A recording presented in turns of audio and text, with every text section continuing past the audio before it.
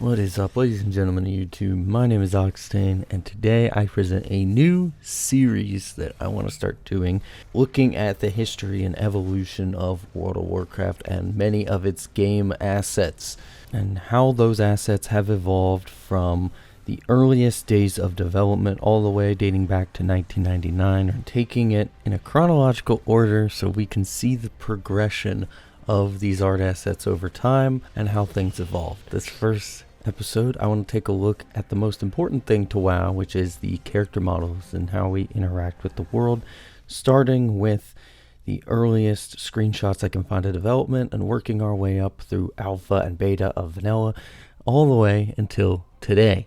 Without further ado, enjoy.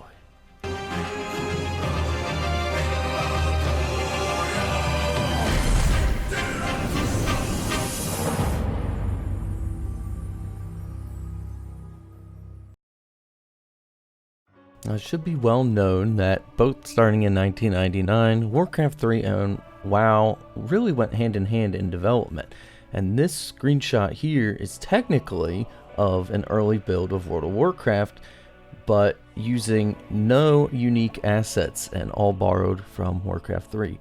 However, just a few months later in early 2000, this screenshot shows up of a early human model in a very different looking version of World of Warcraft than what we ended up with.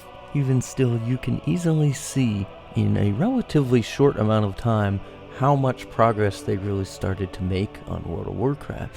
Even more progress was made, which dated as early 2001. This screenshot here does seem pretty similar in style to what we ended up with WoW. However, you can see a big difference in the Night Elf female, and the undead look way more humanoid rather than the bony, rotting look that they ended up having for retail vanilla. It should be noted that these screenshots I just showed were not available to the public, as World of Warcraft wouldn't be announced until mid-2001. So these are archive photos that were only made available to the public really just only a few years ago. However, that last screenshot is dated just about a month before the official reveal of WoW in 2001.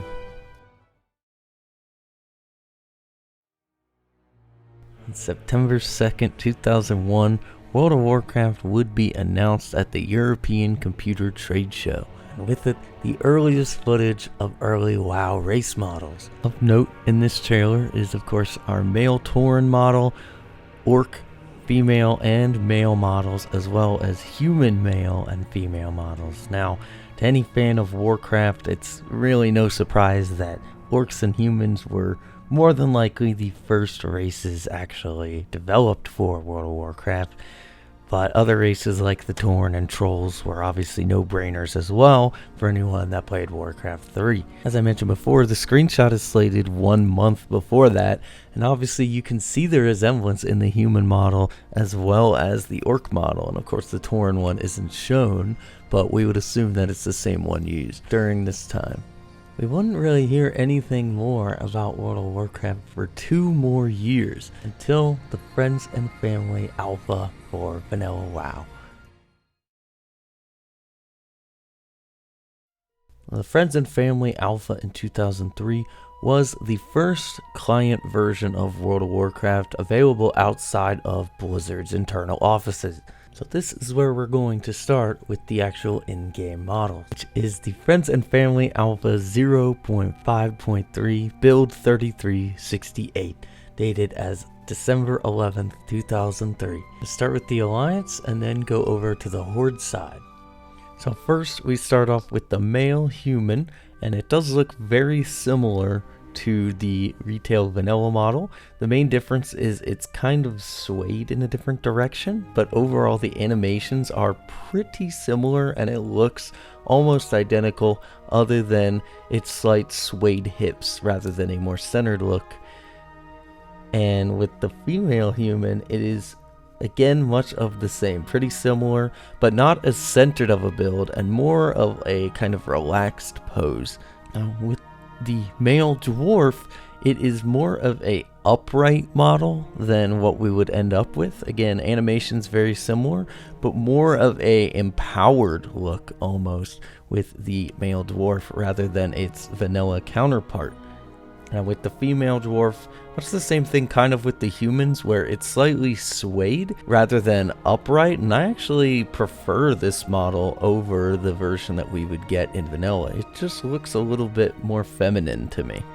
Now with the male night elf, it is essentially, all intents and purposes, the exact same model that was used in vanilla WoW. Interesting, their vision back then. And again, same with the female, pretty much the exact same model as used in vanilla. Spare the face a little bit different, but overall pretty much the same. Now the gnomes are interesting because they use the same animations and skeleton, however their face is just weird. Their eyes are really buggy. Same thing with the female, basically the same animations, but their eyes are really strange looking. And with that, we're done with the Alliance, and we'll move on to the Horde. The male orc model to me is interesting because even since that day one trailer, it really hasn't changed a lot. It's just slightly more bow-legged almost, but that's really the only noticeable difference. Other than that, it is pretty identical. And with the female orc, really the only main difference is it's a little bit more thick, and, you know, like muscular, and the face is really ugly. Kind of like a beaten with a hammer, just not attractive at all. And I feel very bad for female orcs. Now, the male undead is pretty much the exact same model, other than his arm is just in a little bit further. So same with the night elves, where the undead are basically unchanged from here to vanilla WoW. And the male Tauren is very similar to the male dwarf, where it's like a sort of proud, noble stance, and I actually really like that for the male Tauren. It looks really good in my opinion. As far as the female Tauren, much of the same. It almost seems to borrow the skeleton from the male, just slightly shrunken down and skinnier. However, there's some weird stuff going on with the mouth in this alpha build. The female Tauren almost kind of look like the Joker from Batman, and it looks a little bit odd. We get to the most radical difference between alpha and retail, which is the trolls, and they definitely went for a more kind of savage troll look. And the male doesn't look too bad, other than of course the stance being a lot different, more like hunchback savage kind of troll. But the female troll, on the other hand, is yeah, somebody at Blizzard decided that this looked good, and that this should be in the game. And wait till you see the walk animation later in the video. But yeah, I don't even know what to say. It's at a loss for words, and it's pretty you know, thick, and yeah.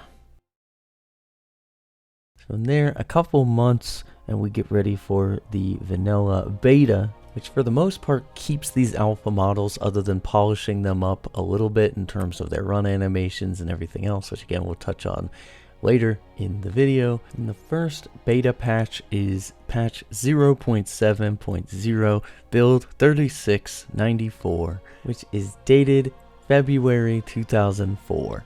As mentioned before, the alpha models are pretty much used in this exact same 0.7 build. However, the only real significant difference is the female troll, which received an upgrade, which is definitely a step in the right direction. Still looks horrifying, but you know, good job on trying, Blizzard. Similar to the female Tauren in the first alpha build, this female troll definitely seems to share a lot more characteristics with the male in this particular 0.7 version. The alpha models would already be replaced in the next build with almost completely similar versions to what we ended up with in retail vanilla. Version 0.8.0 build 3734, dated July 3rd, 2004. And spare repetitiveness, I'm not going to show off all the models, but I will show off the ones that changed significantly, or some things that are worth noting. Most notably, another female troll model update. Its skin was completely changed. Its model, however, from the 0.7 version is actually the same, but it got a reskin, which makes it look a lot different. And it is actually the skin that would actually be used for the final vanilla version of the model. As mentioned earlier, the model skeletons are completely changed in this version from the 0.7 build, which are still using the old alpha models. These ones are actually essentially complete models that are used in the 1.0 version of the game that would release Vanilla World of Warcraft. However, the animation rigs are still a little incomplete, and it's most notable on the dwarf and the Tauren model, which I show here, where it's kind of like all the models have arthritis. Like they kind of just shake and everything's a little unsturdy. So the polishing isn't quite done, but the model skeletons are essentially the full finished versions.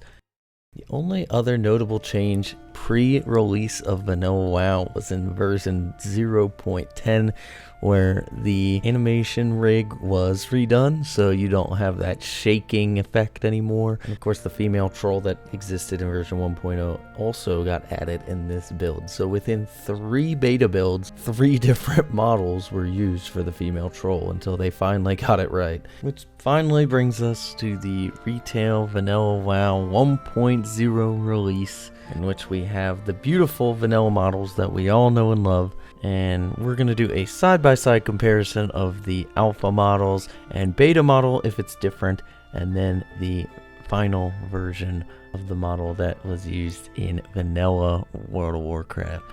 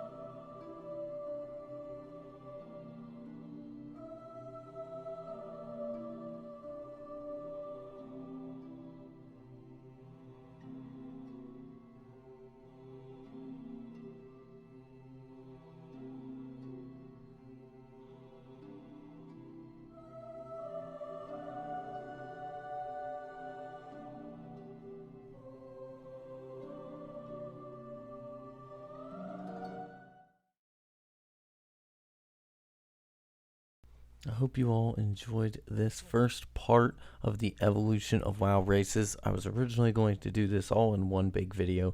I realized that video was probably going to be 30 or 40 minutes long, and I'd rather just split it into 2 videos for you all. So next video will be focusing on the Burning Crusade all the way through today, including comparing the new models of the original races to the 0.5 alpha models all the way at the end. So that's what you can expect from the next part of the video. It was fun for me to research and do all the different things that I had to do for this video. Really enjoyed it, and I hope you guys did too. And again, this is the first part, and then after that I'm going to be doing many other types of evolution and development type videos. So if there's any particular requests you guys have, please feel free to leave them in the comment section below, and I will definitely be able to check those out and see if I can do those for you. Otherwise, I have ones planned that I want to do. And thank you all very much. I'll be coming out with more videos very soon, as well as part 2 within this week. So make sure to look for that, guys. And make sure to follow me on Twitter at Oxtane TV, and my Twitch, twitch.tv/Oxtane, in preparation for Classic WoW. Super excited. And I'll be back very soon with more content for you guys. Until then, see ya.